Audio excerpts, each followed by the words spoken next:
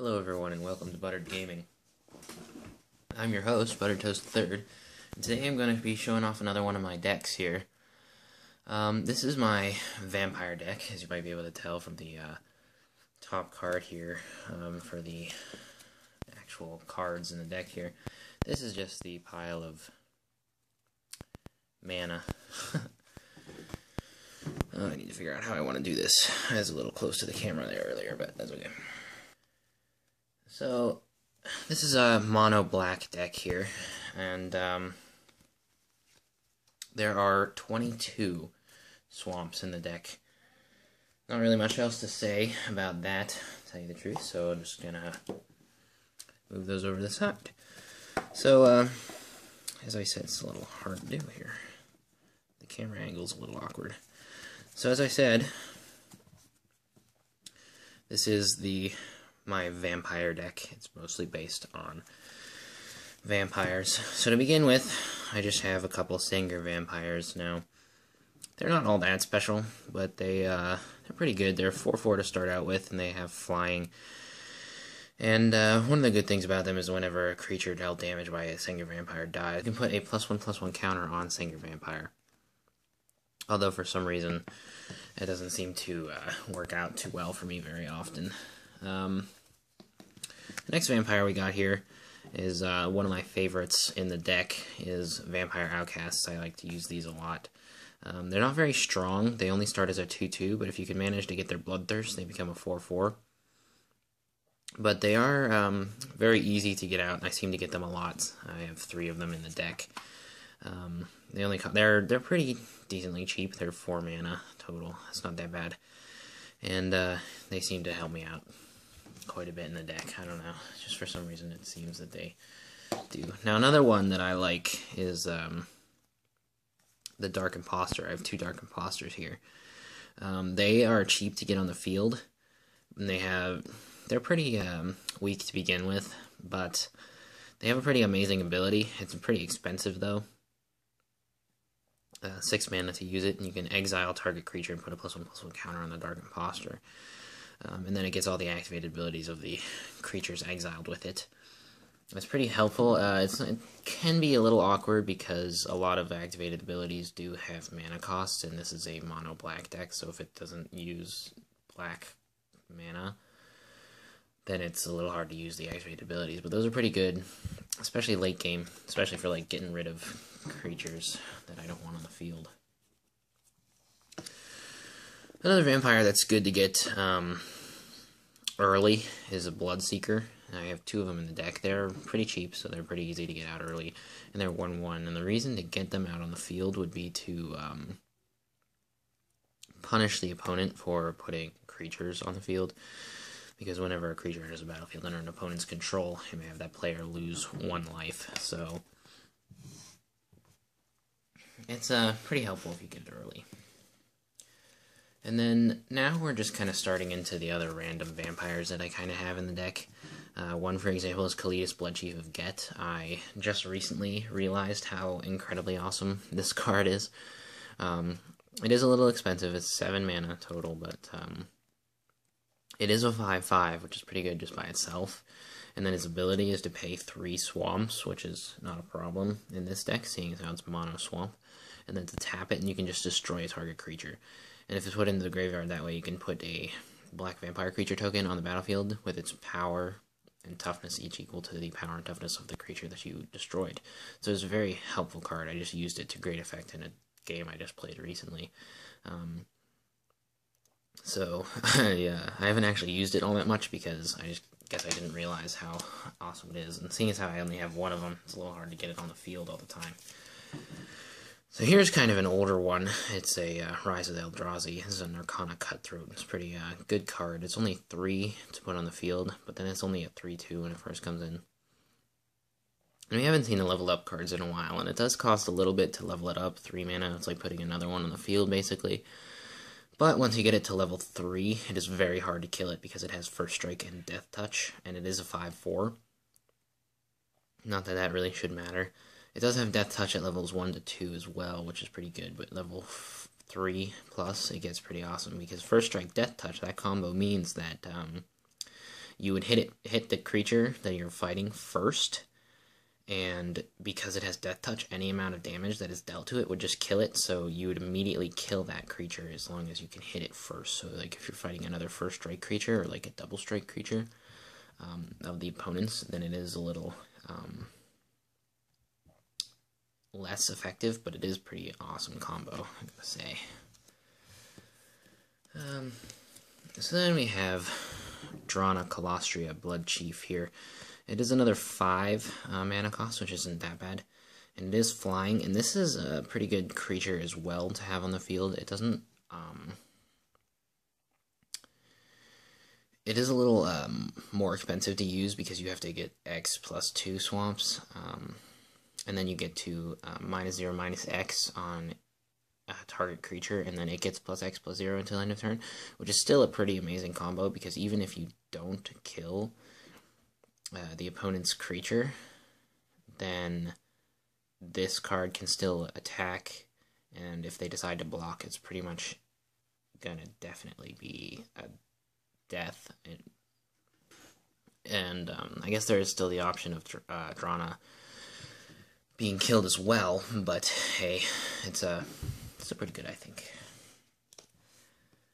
And here's a nice little vampire here. It doesn't really look much like a vampire, but it is a creature vampire, as it says. And it is expensive. It's a 7, but it is a 6/6 with flying lifelink, as you can see, which is pretty amazing just by itself. And as an extra little bonus on it, I guess, it's a little... it doesn't happen too often, but you can reveal it from your opening hand, and if you do... at the beginning of your first upkeep, each opponent loses 3 life, and you gain life equal to life lost this way, which is pretty good. It gives you an immediate edge, kind of, if you can manage to get it, and especially if you're playing a game with multiple opponents. So, like, if you had 3 people playing total, including yourself, each opponent would lose 3 life, and you would already have gained 6 right at the beginning of the game, which is a pretty good combo, I guess. So, here's a pretty good one, a Captivating Vampire. It is pretty easy to get on the field, seeing as how it's only 3 mana, and it is a 2/2, which isn't all that great, but it's not for its fighting prowess that you get it. You get it at number 1 because other vampire creatures you control get +1/+1, which is pretty good, because even if you have, like, say a 2/2, like this guy, it would already be a 3/3. For all the other creatures, would be a 3/3 anyway. And it just helps out. Any little bit helps, I guess. But if you have 5 untapped vampires, including this one, so if like you had this one, you could tap this one and 4 other ones to gain control of target creature that one of your opponents... I can't pick it up. Goodness. Hold on a second. There we go. That one of your opponents would kind of control. So, and then it becomes a vampire in addition to its other type, so then you can actually pump it back up, or pump it up a little bit, 1/1, with just this creature. So this is a pretty good card, but the problem is you do have to have those 4 other vampires on the field. But as you continue to get more, these are vampires. The ones that it steals are vampires, so you can indeed actually tap those ones that you stole and steal more. So if you can set it up correctly, it's pretty good.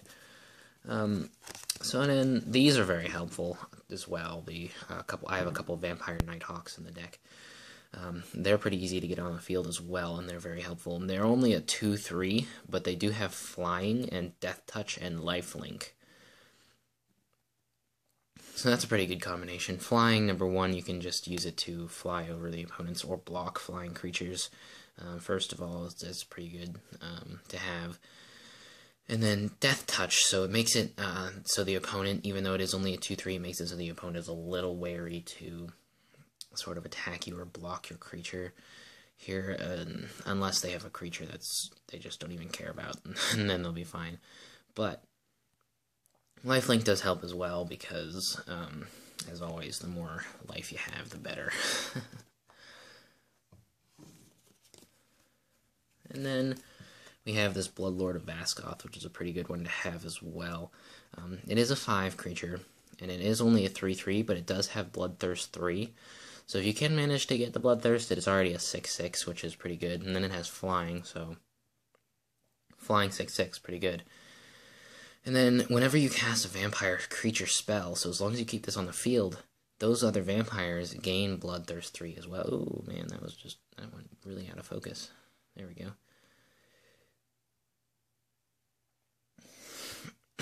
So all other vampire creatures, like, so if I had this on the field, all my other vampire creatures that I had on the field would have Bloodthirst. So if I can get that Bloodthirst on them all, that would be very helpful. 3 more power and toughness for each of them. It's pretty great.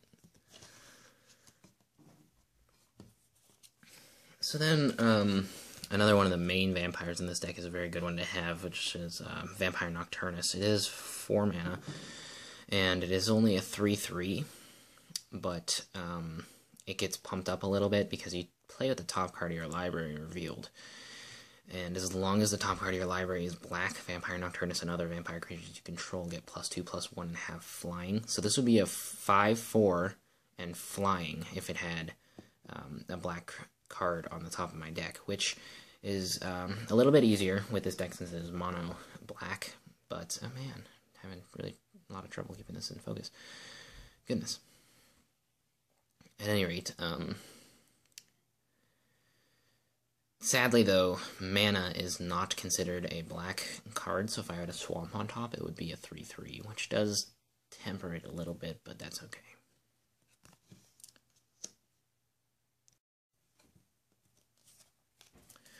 Alright, so I got one of these in here, and as you can see, it is blacked out for the Bloodline Keeper, which is this card right here. Now, this is a pretty good one, just to be able to get a ton of vampires on the field, because it is 4, and it does have flying, and it is 3/3, and one of the main reasons I have it, though, is to be able to tap it, and then put a 2/2 black vampire creature token with flying on the battlefield. So that's going to help with, say, Captivating Vampire, or like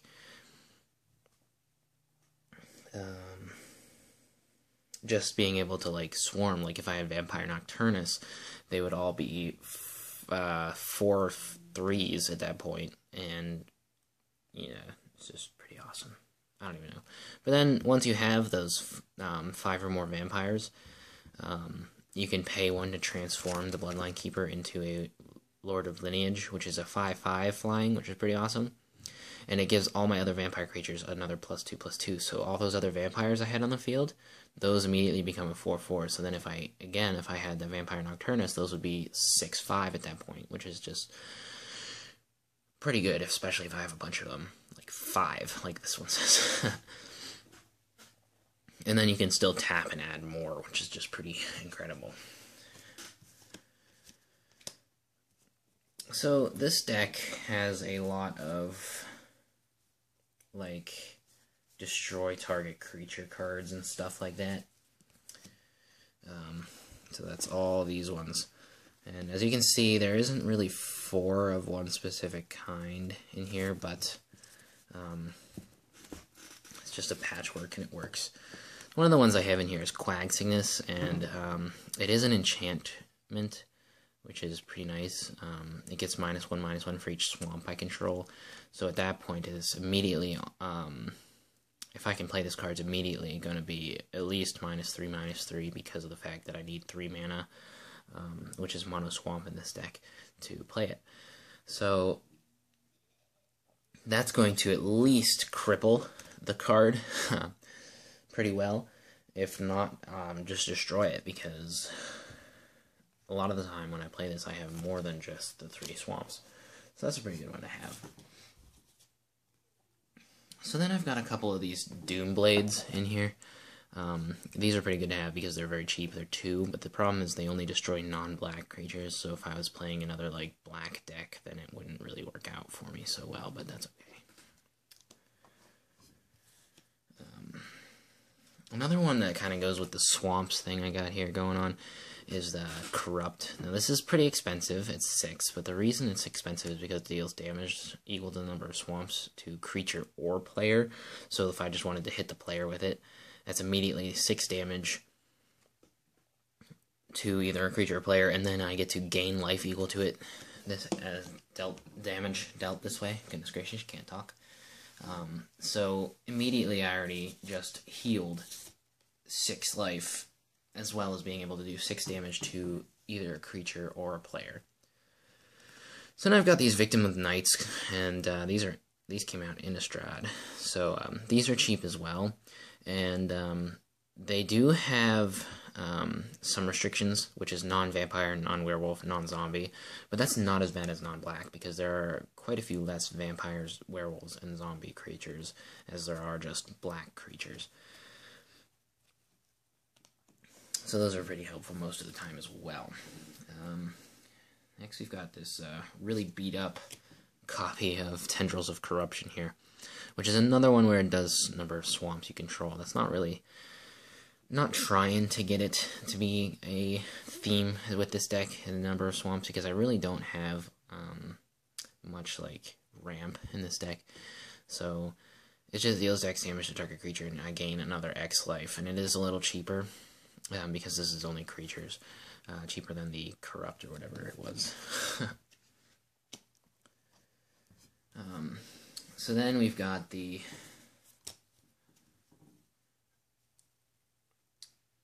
got 4 murders going on over here.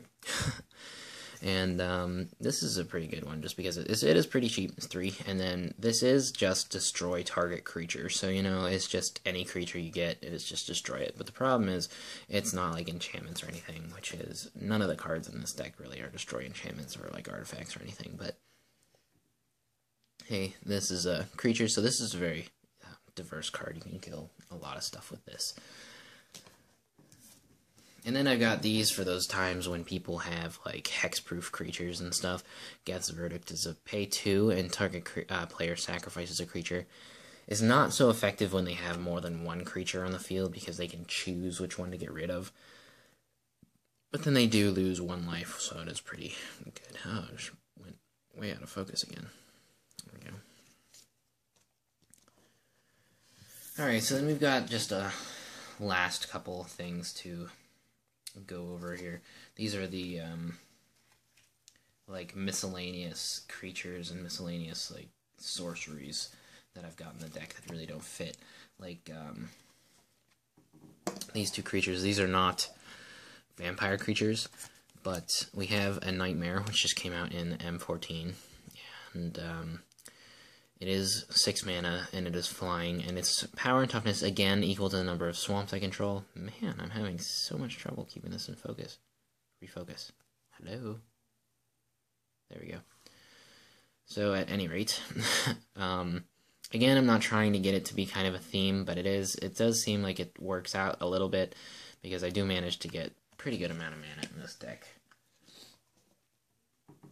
So then the last creature in this deck is called the Desecration Demon, and it's a pretty good card because it is a 6/6 flying for only 4 mana, and it's pretty good because it forces the player to either block it, take the damage, or actually sacrifice a creature if they can't block it with, like, say, for flying. Because at the beginning of each combat, any player may sacrifice a creature if a player does tap Desecration Demon and put a +1/+1 counter on it. So then they can tap it and increase the power of it for me if they would like. And the more they do that, it's just a double-edged sword, because they're just going to have to keep doing it if they just don't want to be, like, smacked. Like, even if they do it 1 time, it's already a 7/7. So it's pretty good. Not that I managed to use it all that often. But now we've got like miscellaneous sorceries. So we just have 3 of these Diabolic Tutors, and this would be kind of where some of the ramp comes from. It doesn't say specifically go for a land, and it is a little expensive for a ramp card just to go for mana, but a lot of the time I do like to use it to go for mana, because if I'm like running low on mana for something I have in my hand, I can go for mana and try to get that out. Or if there's just something I want to play, like for example I wanted to go for the Vampire Nocturnus, so if I really wanted the Vampire Nocturnus, or like the Bloodline Keeper on the field to try to get a bunch of extra bonuses for my vampires or something, this is pretty helpful for that. And then the last card we've got in the deck is a Blood Tribute. It is 6 mana cost, but it is a pretty awesome card. It does have Kicker, so you can tap and untap vampire you control to get the Kicker cost. And when you play the card, target opponent loses half his or her life rounded up, which is just amazing, first of all. And then if you can kick it with the Vampire, which is all this deck has in it, then you gain life equal to the weight loss this way. So one time, a friend of mine was playing with this deck against me, and I have an Orzhov deck, which I do not have a video for at this point in time. I will later. But that deck focuses very much on gaining life, if you know anything about Orzhov. And I got my life total up to like about 40 or so, a little bit more than that, I think. And he used this card and kicked it. He was about to lose too, and this card allowed him to gain 20 life back and take me down to 20 life. And it was devastating for the game because he managed to use that to come back and win. Alright, well, that's it for the deck, really. So I hope I showed you something interesting. And I just want to say thank you very much for watching, and come again next time.